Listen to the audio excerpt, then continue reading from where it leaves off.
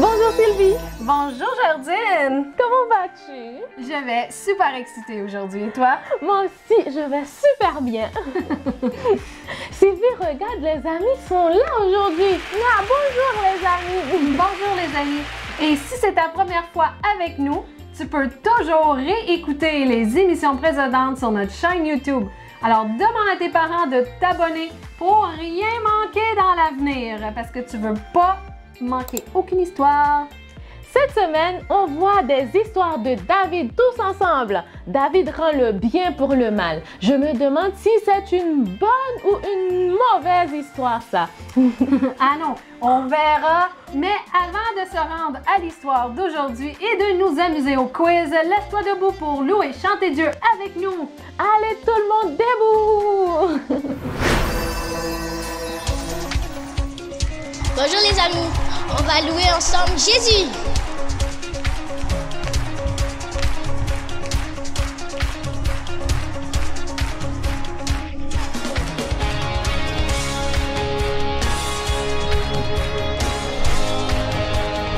J'ai la joie en lui.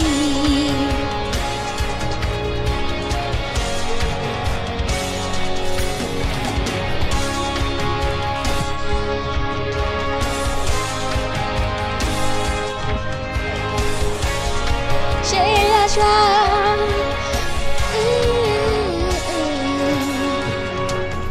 Je danserai pour te louer. En dépit de mes circonstances, le Dieu vivant vit au-dedans de moi. Son nom c'est Jésus. Je suis un vainqueur, plus que victorieux, héritier du royaume, rempli de son esprit.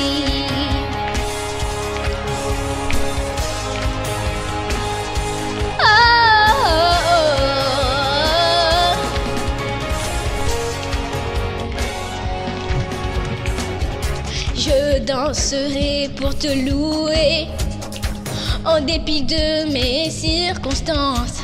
Le Dieu vivant vit au-dedans de moi. Son nom c'est Jésus. Je suis un vainqueur, plus que victorieux, héritier du royaume, rempli de son esprit. J'ai la joie en lui, j'ai la joie en lui, j'ai la joie en lui. Je suis victorieux, j'ai la joie en lui, j'ai la joie en lui, j'ai la joie en lui. Je suis victorieux.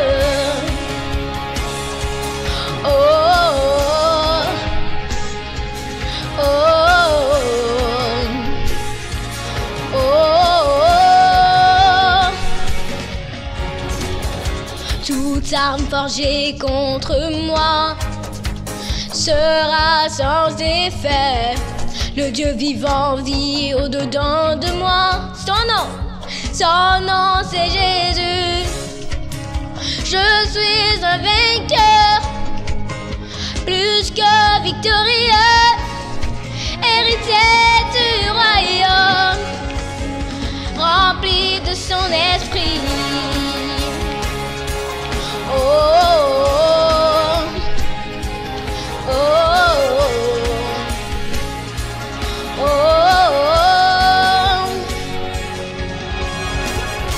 Toute arme forgée contre moi sera sans effet. Le Dieu vivant vit au-dedans de moi. Son nom c'est Jésus. Je suis un vainqueur, plus que victorieux, héritier du royaume, rempli de son esprit. J'ai la joie en lui, j'ai la joie en lui, j'ai la joie en lui. Je suis victorieux, j'ai la joie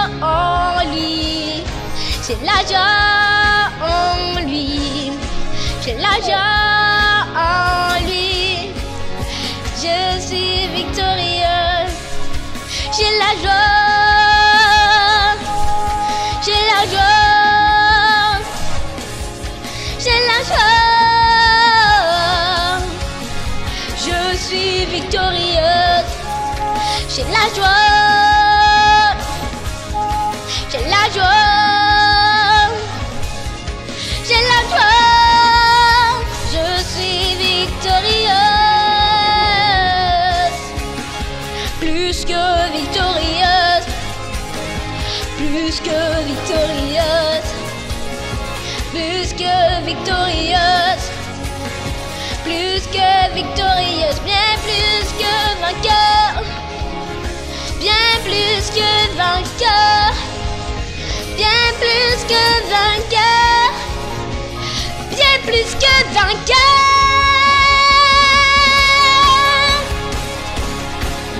Oh. Ouh. Alors les amis, c'est le temps du verset à mémoriser. Alors Sylvie, je me demande si les amis se souviennent du verset à mémoriser de la semaine passée. Moi aussi, je me demande. Ah, tu dis oui! Ah, super! Alors, c'était, Proverbe 17-17 qui disait « Un ami montre son affection en toutes circonstances. » Bravo, les amis!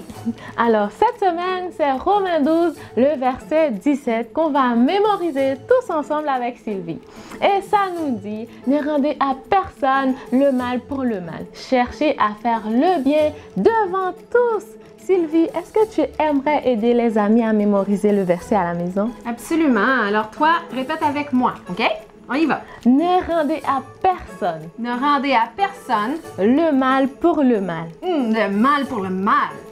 Cherchez à faire le bien Cherchez à faire le bien devant tous. devant tous. Nous trouvons ce verset dans Romains 12, le verset 17. Romains 12, le verset 17. Eh bien, bravo! N'oublie surtout pas de pratiquer ton verset avec toute ta famille cette semaine. Alors les amis, est-ce que vous êtes prêts à écouter l'histoire de David qui rend le bien pour le mal? Oui? Alors assis-toi bien, écoute-la bien cette histoire, car après cette histoire, on a quelque chose que tu aimes beaucoup, c'est le quiz! Es-tu prête? On y va.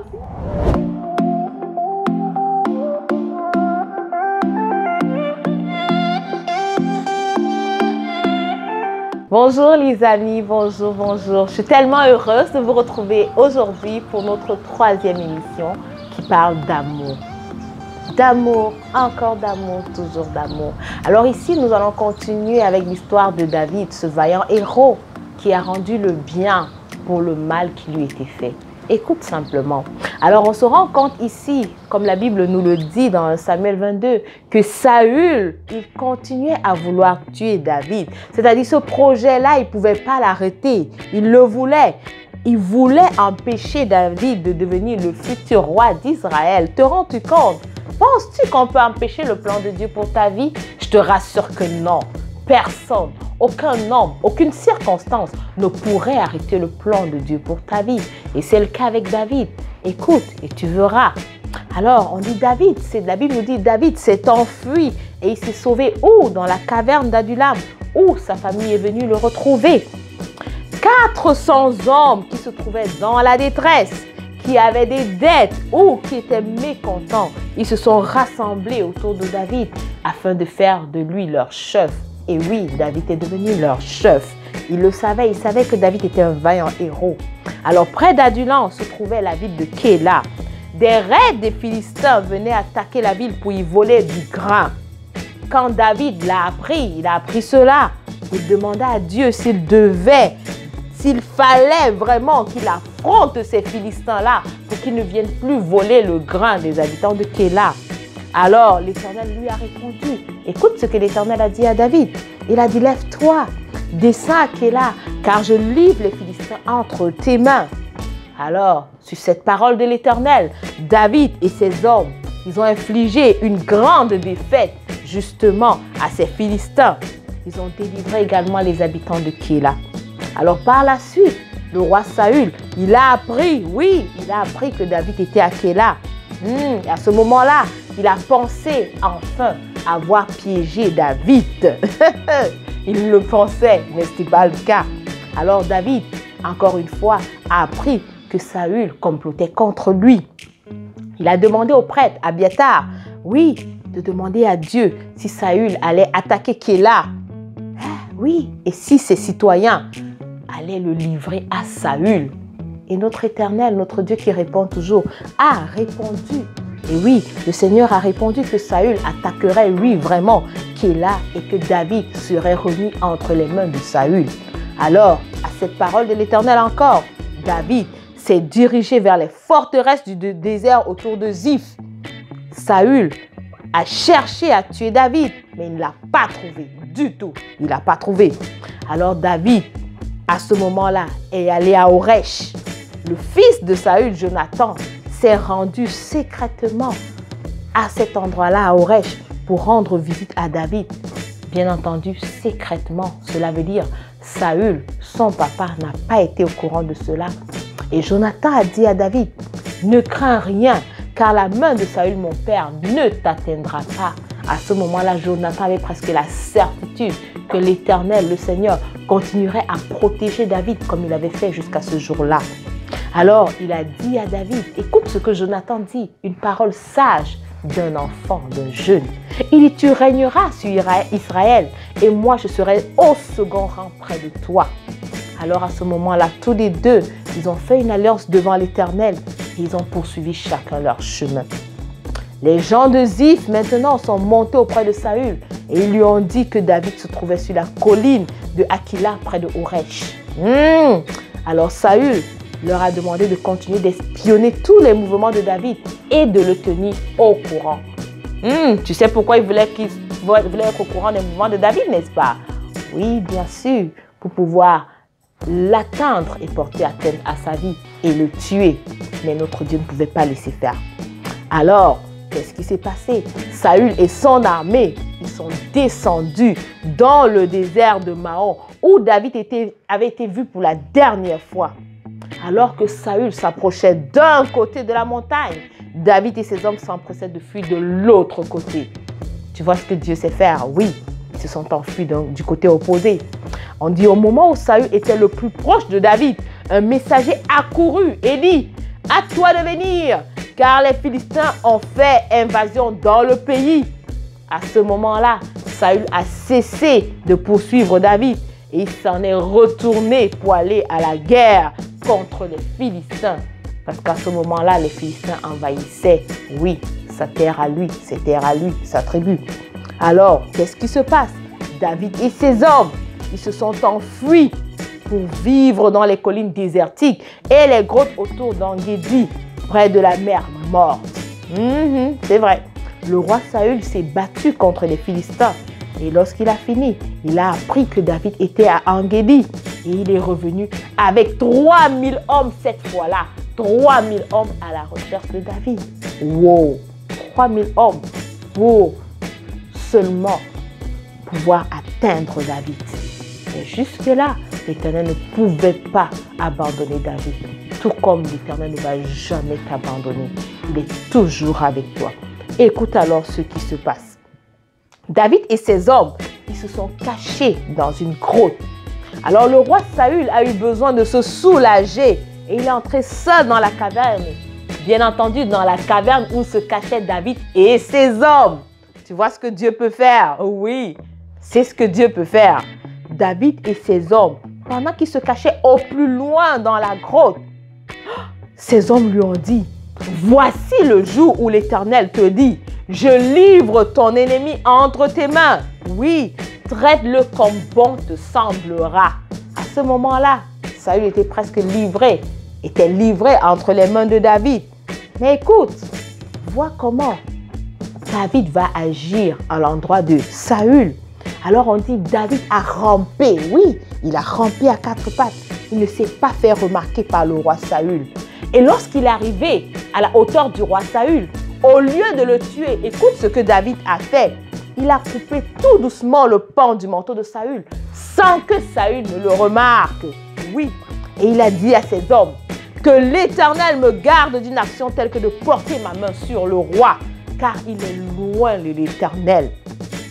David reconnaissait que Saül était loin de l'Éternel, que c'était par la main de l'Éternel que Saül était parvenu à la royauté. Oui, David.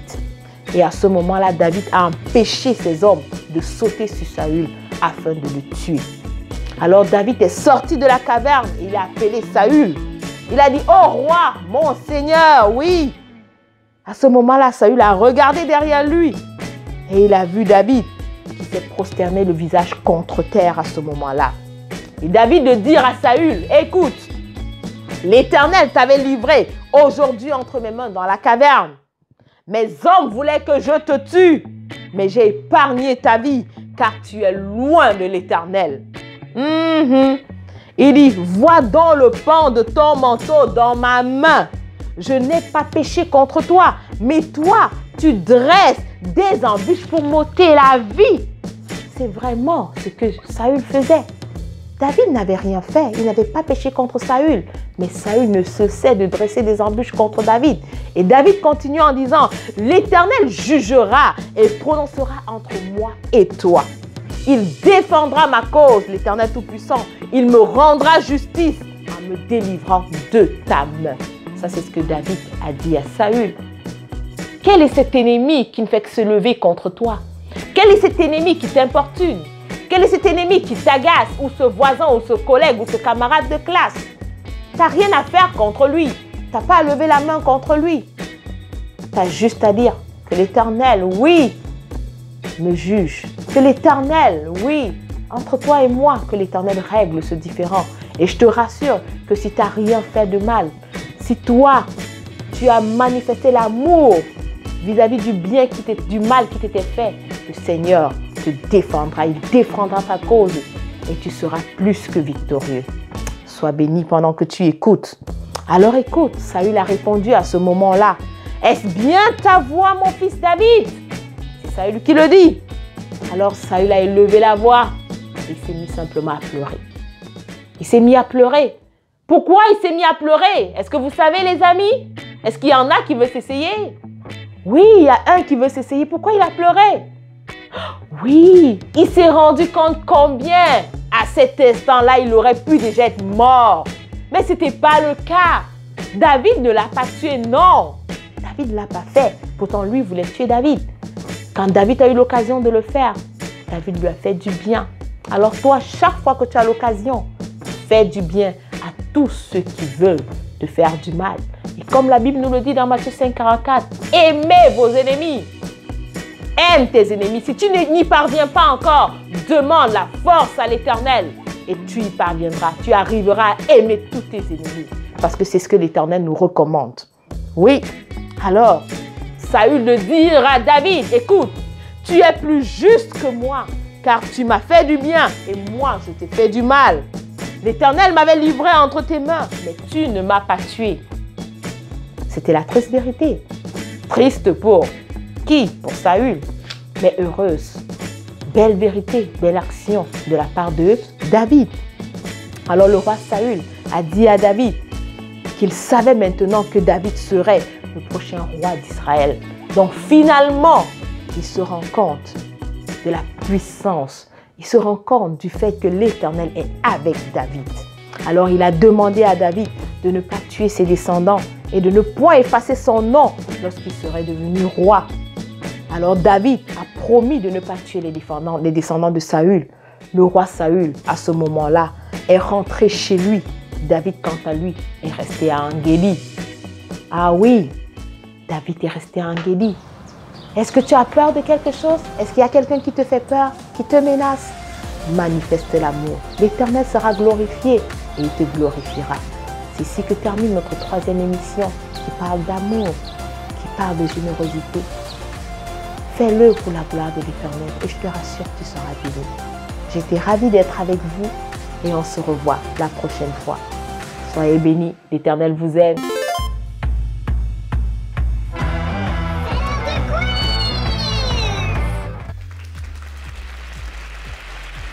Allô! Tu as bien écouté l'histoire de Madame Carole?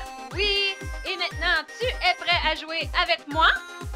OK, on y va dans 3, 2, 1, c'est parti! Première question.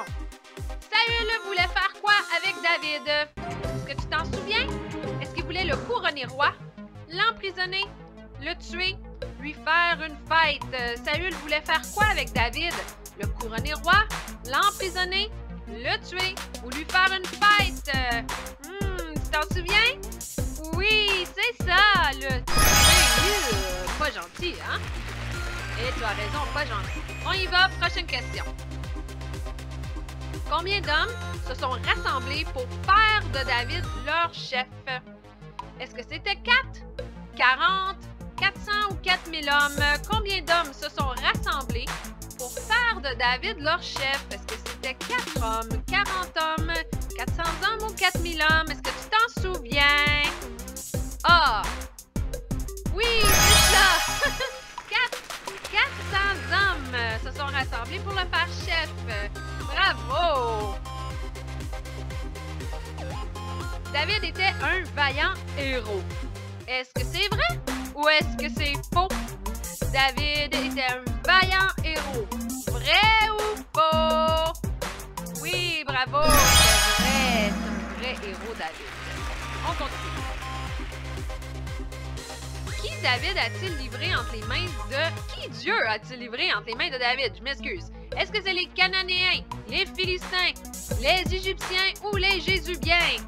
Qui Dieu a-t-il livré entre les mains de David? Les Cananéens, les Philistins, les Égyptiens ou les Jésubiens? Tu t'en souviens? Hey, t'es génial! C'est bon! Bravo! Les Philistins! On continue! Tu écoutes bien les histoires, je suis contente. Où David s'est-il réfugié? Est-ce qu'il s'est réfugié dans le désert, dans les forteresses du désert, dans une ville lointaine ou dans le château de Saül? Où est-ce que David s'est réfugié? Dans le désert, dans les forteresses du désert, dans une ville lointaine ou dans le château de Saül? Est-ce que tu t'en souviens? Oui, tu es un champion dans les forteresses du désert. Bravo! On continue. Dans quelle ville Jonathan a rendu visite à David en secret?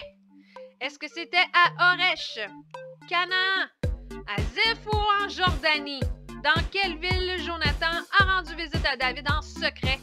Est-ce que c'était à Oresh, Canaan, Ziph ou Jordanie?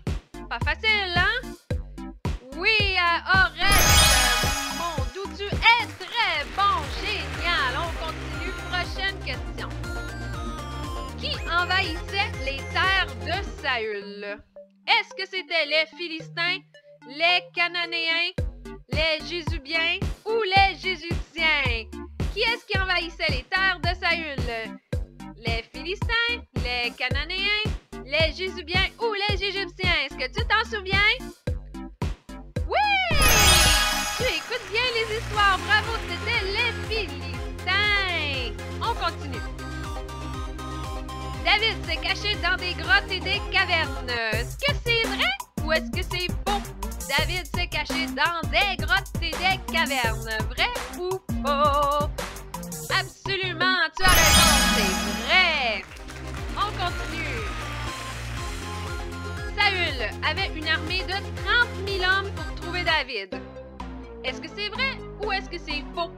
Écoute bien la question. Saül avait une armée de 30 000 hommes pour trouver David. Est-ce que c'est vrai ou faux?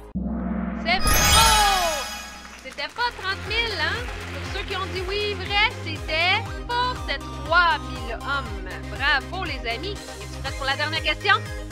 On y va! Qu'a fait David au lieu de tuer Saül dans la grotte? Est-ce qu'il l'a attaché? Est-ce qu'il lui a fait peur? Est-ce qu'il a coupé le bord de son vêtement ou est-ce qu'il lui a coupé les cheveux? Est-ce que tu t'en souviens? Qu'a fait David au lieu de tuer Saül dans la grotte? Il l'a attaché, il lui a fait peur, il lui a coupé le bord de son vêtement ou bien il lui a coupé les cheveux? Oui, c'est ça, bravo! Il a coupé le bord de son vêtement pendant qu'il dormait. Il s'en est même pas rendu compte. Tu t'imagines comment Dieu est bon? Alors les amis, bravo! Merci d'avoir joué avec nous et on t'attend la semaine prochaine! Bye les amis!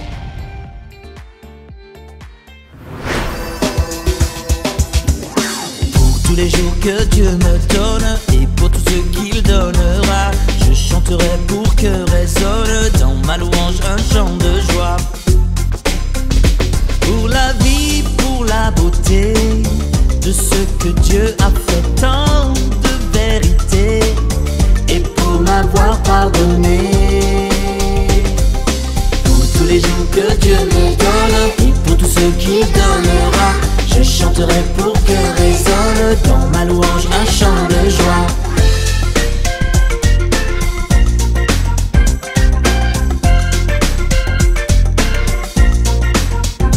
Qui pourrait imaginer un tel amour? Je sais que je ne pourrais jamais l'égaler. Pour tous les jours que Dieu me donne et pour tout ce qu'il donnera, je chanterai pour que résonne dans ma louange un chant de joie. Venez les enfants, venez, louer, chanter, un chant de joie. Je chanterai, alléluia. Venez, louer le Seigneur, jamais l'égaler. Un chant de joie. I'm gonna praise you, Lord, I'll praise you. I'm gonna praise you all my days. I'm gonna praise you, Lord, I'll praise you. I'm gonna praise you all my days. Pour tous les jours que Dieu me donne et pour tout ce qu'il donnera, je chanterai pour que résonne dans ma louange un chant de joie. Louez le Seigneur.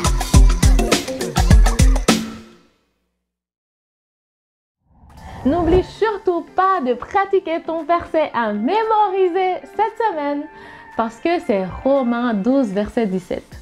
Alors les amis, j'espère que tu as aimé l'émission d'aujourd'hui, que tu as appris plein de nouvelles choses et prends le temps de parler à Dieu et de lui dire toutes les craintes et les peurs et aussi tes sentiments que tu as dans ton cœur. Dieu t'écoute et prend soin de toi. Et aussi parle-en à tes parents afin qu'ils puissent prier avec toi et t'encourager.